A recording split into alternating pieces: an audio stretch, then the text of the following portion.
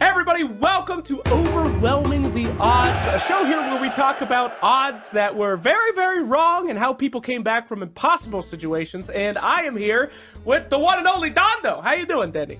Hello, I'm good. How are you? Good. I'm scruffy. I can't get a razor in these quarantine times, buddy. It's tough stuff. Yeah, I can understand you. I can understand you. You always look great, though, Dendi.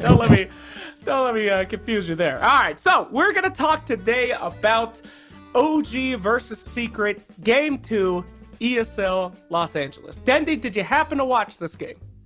I think so, yes. You think so? What do you mean you think so? Okay, let me just guess. Is this a gyrocopter rapier? Yes, time? yes. That's what we're talking about, buddy. This was Yes, I saw that one. All right, good. This was an incredible comeback. It was crazy stuff, and we want to talk about that because Rivalry's odds were all over the place, and it was nuts. So first things first, let's talk about these teams. I want to know your opinion. If, without any context, OG versus Secret, who's the underdogs? Who is the underdogs? I think at ESL... I was thinking that the G kinda underdogs because they are having standings, right? They're not playing full team. So yeah, that was my opinion. And Secrets were doing insanely well, right? Yep. At least at group stage, they were very clean. So yeah, I thought that OG were underdogs at that moment. Ah, well, you were right on with what Rivalry thought. They had 4 times the payout for OG to win that game. And they thought Secret was definitely going to win. All right, Dendi, so first things first, pro players, you guys care a lot about this. Let's take a look at the draft of these teams. Looking at the draft here, we have Team Secret with Earthshaker, Timbersaw, Witch Doctor, PL, and Kunkka, and OG with Chen, Pugna, Gyro, Sand King, and Nyx. So just looking at this draft, just by itself, maybe even ignoring the teams, what do you think? Who's going to win this game based off that? It's very hard to, once again, for me to say straightforward, even though I know the result now and I know what's going to happen and stuff like this. Don't cheat it, Dendi. For example, I didn't saw much Sanking before those guys pick it, right? Like OG used it here. When OG draft looked to me very one-dimensional in a way. Like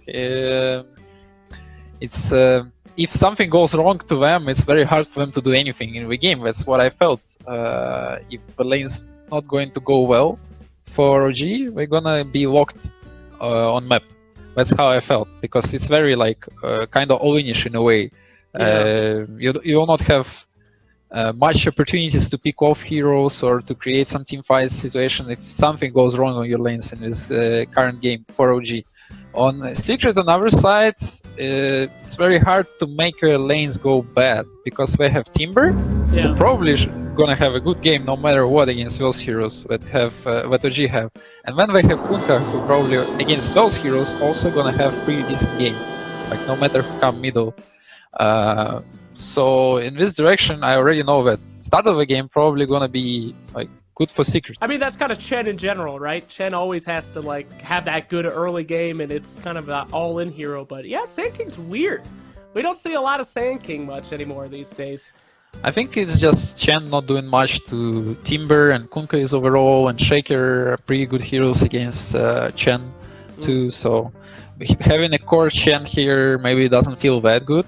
But at the same time, like OG draft is kinda build it around they play 4+1, so they have all the support heroes.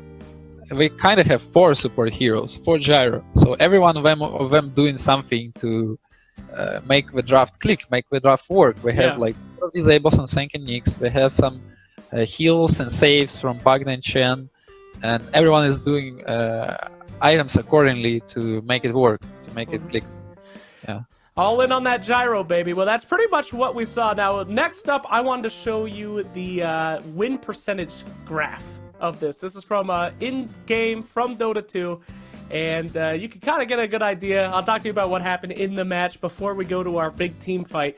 But basically, it was as you predicted. If things didn't go well in the early game for Secret, they were just absolutely destroyed. And you can see that from the win percentage graph. Predicted. Predicted.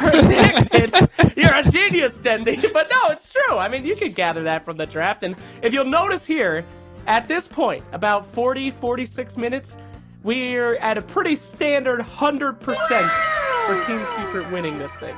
So I just kind of want to talk to you in general about, like, what is that like when you're on a pro team and you guys are that far behind, you know you're 32 net worth behind.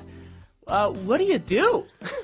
I think it also depends on the draft at some point, because there is something that can be broken or imbalanced in a way, right? Like Chen Patch combo at TI3, for example. Sure. Like, you are losing, you probably have no comeback mechanics, but then suddenly these things can like turn you around.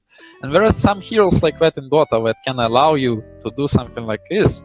Mm-hmm. And there is not so many of them, and I guess right now Gyro is one of them. Yeah. In a way, it's what Vince probability say is actually not lie, because I think if Secret play it's a little bit more clean in the end, they probably finish the game, and OG doesn't have chance. And like I said, Gyro is one of those heroes who actually have those opportunities to come back into impossible games, because right now Rapier is more cheap, give you true strike, it give you a lot of damage. Mm-hmm. Okay, it's not actually more cheap, it's just overall like buffed. Yeah, it's overall buffed item. And then what we did was like what Sumeo did later on was whoa, you're jumping ahead, Dendi. You're jumping ahead. We're gonna get to it. We're gonna watch the video. Sorry. No problem. All right, so I want you to watch this moment right before, when we're at 100% win condition here for a good almost 10 minutes. We have this one big fight. This is the fight here at 45 minutes. Let's go ahead and turn it up, and we'll let the fight speak for itself. We've seen this before. We've seen it. Now, if you see anything that interests you, Dendi, let me know. I'll pause and we can talk about it. Sure. Well, first of all, this echo usage. Maybe Yabs are a little bit rushed. He overrated their power here, because if we don't rush, we still get on top of the guys, but he can maybe use spells more properly later on, like he can save it. Because here they attack, and Shaker instantly died, right? And you can click on what's going to happen. I think Gyro survived on maybe, I don't know how much HP. Here he already has, you see? How much? 50 HP. He had 50 HP, right? Yeah. So if they do a little bit different, like a piece, like small piece, like they wait a bit and then jump with Shaker, because on Gyro you have no choice, you can't dodge Echo with BKB, right? You're gonna get echoed, or you need to BKB and then you waste BKB and then you're gonna get echoed. So if you don't rush here and you do this a little bit like later or together with a team or jump together, this Gyro would be dead. 50 HP, he survived, he would be dead. Gyro dead, GG. Pretty How much. is that? But Dota. Did you see the Pugna though? Was it really the Gyro, or was it the rest of the team though? Because Pugna was giving him a heal, right? Of course, everyone doing his job. Everyone know what his job is. Pugna have only one job in this 41 minutes of the game. She's blowing life into Gyro. That's all she's doing. That's completely right. I mean, I guess you make great points about like getting all those items ready for that big moment where Gyro has to come back, not giving up, but then knowing what has to happen. Because any Pugna, could have been running away trying to save themselves. Pugna just planted his feet and gave that HP over to Gyro so they could make it out. So, pretty good. All right, let's keep watching the fight. Still has Aegis. He's got the Illusionist Cape too. Charges forward, looking for the no-tail kill again. Can they get it? Burrow straight forward, looking for the commitment. Seb still I think Secret here already think like we won. Because Shaker have buyback, he's not buying back. They committing with 4 heroes. They can like step back, wait for Shay here to like come join them and then attack again. But they're all leaning kinda here for this Gyro, because he should die here. We're leaving like 30k gold. But then, again, same thing happened. Perfect jump from Senking, and now he's gonna survive. A little bit of overconfidence, you think, from Secret? Because I didn't notice that. He does have that buyback. He could just get back into that fight, but I guess they assume that they're gonna take Gyro out. All right, let's take a look. Yeah, this happens. It's very... This happens. PL is coming back. Nisha's on the run. He can force him down. That's 4.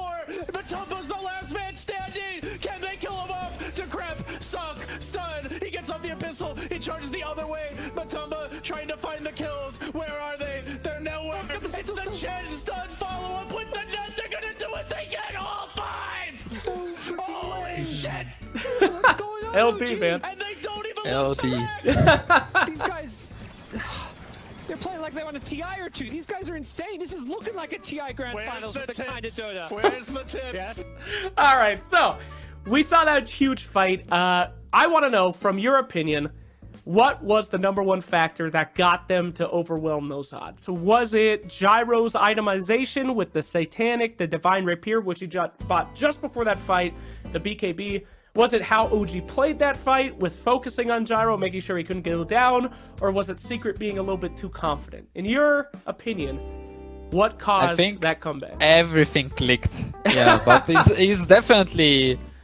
odds were not lying in terms of, I think this game was still more in Secret hands than in OG hands. OG had maybe 1 to 5 to 10% to turn it around, and they found the way to use it, the way to use those percentages, and they got back. But still, if you can see, it's 25 gold lead, because the new patch, comeback system nerfed.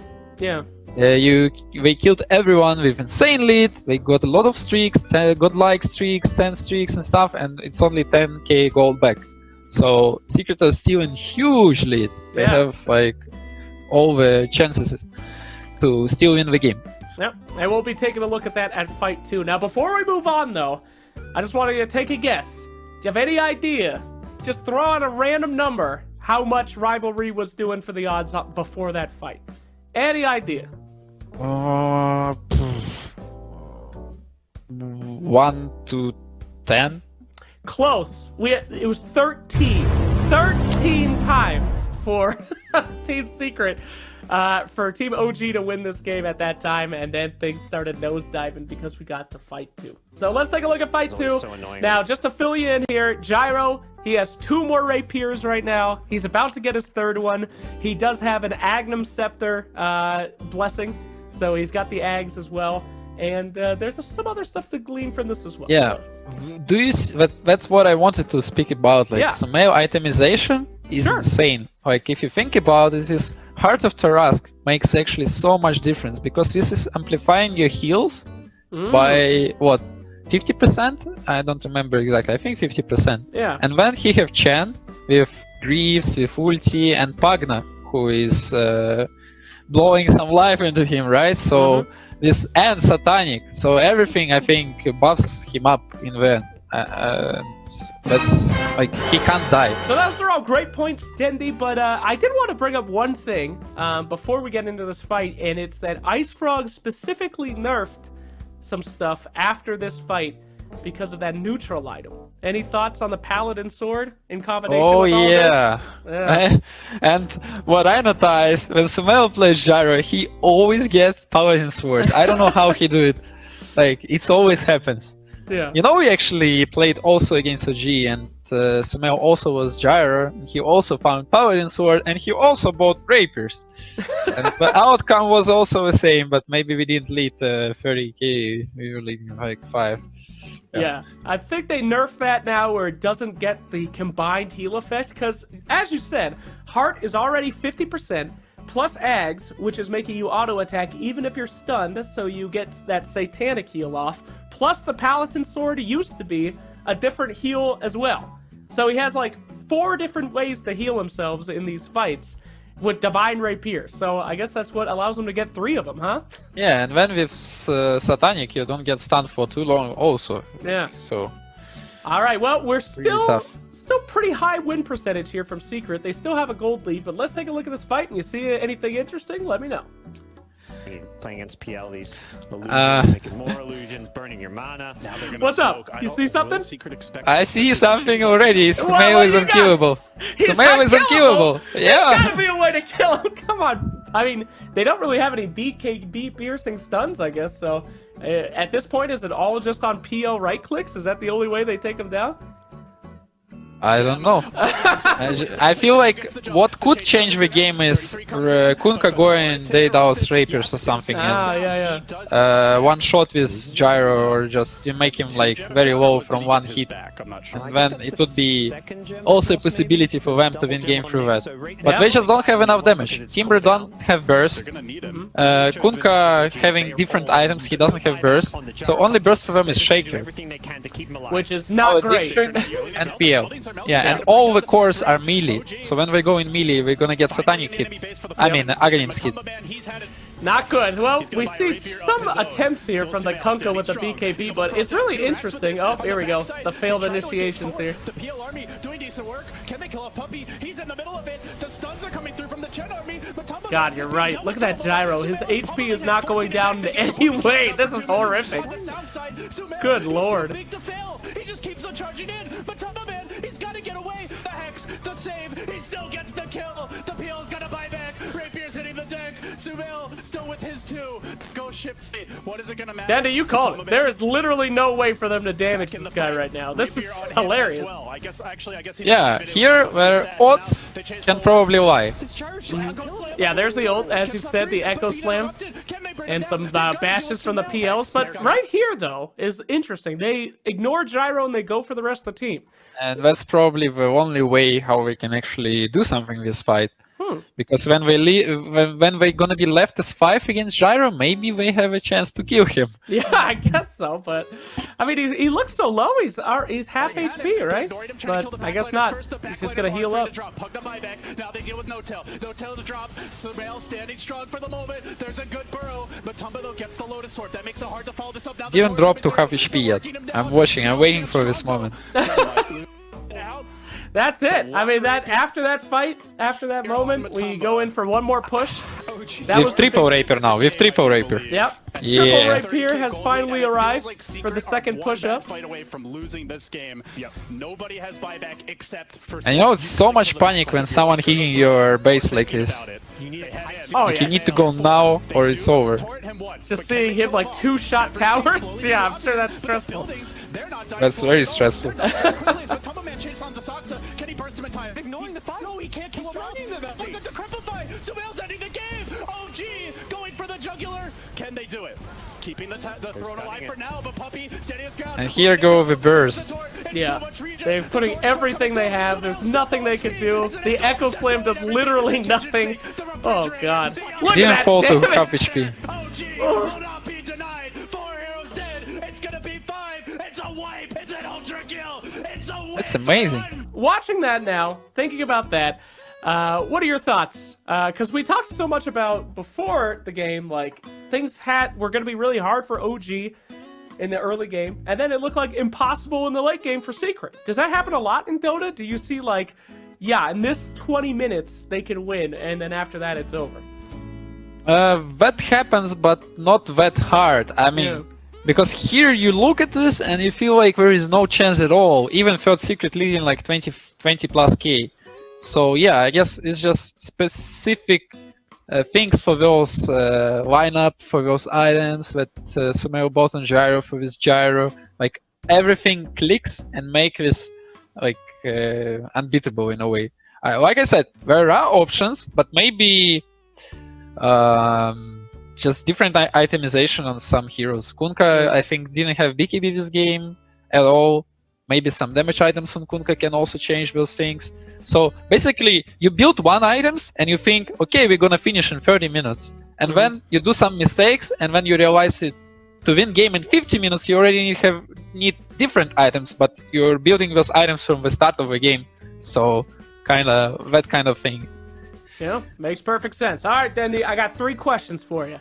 First Sure. off, when you're that far behind on a pro team, what goes through your head? How do you communicate to your team? What do you guys say so that you have, you know, the knowledge to overcome what seems like an unwinnable game?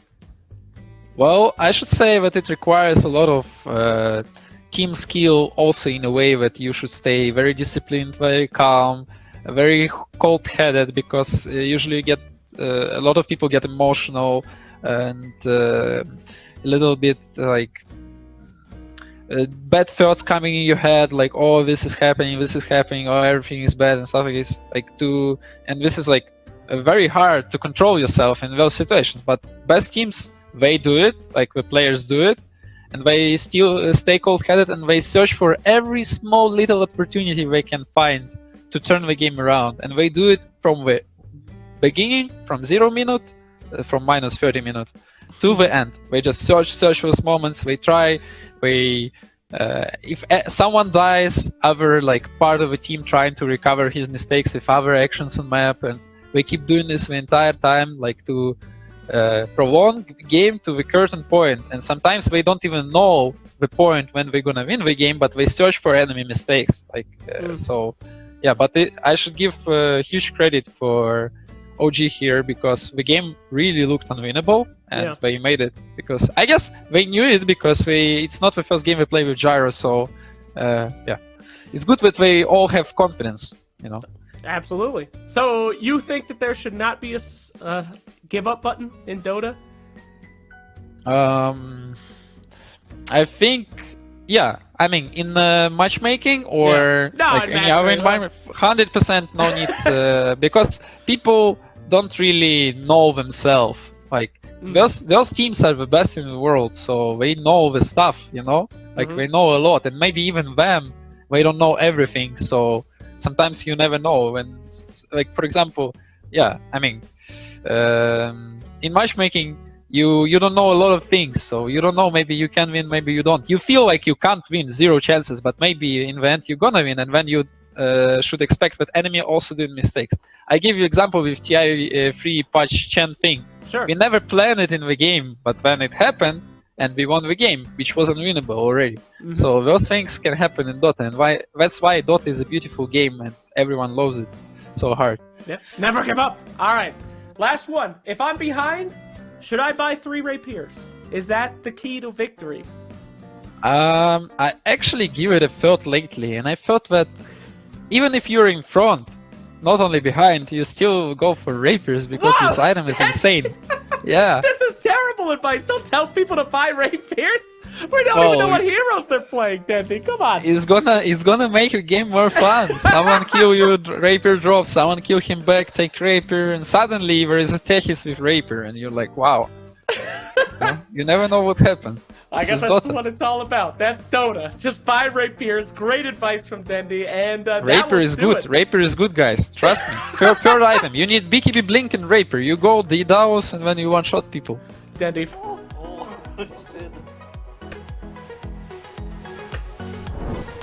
Enigma. Enigma doesn't have legs.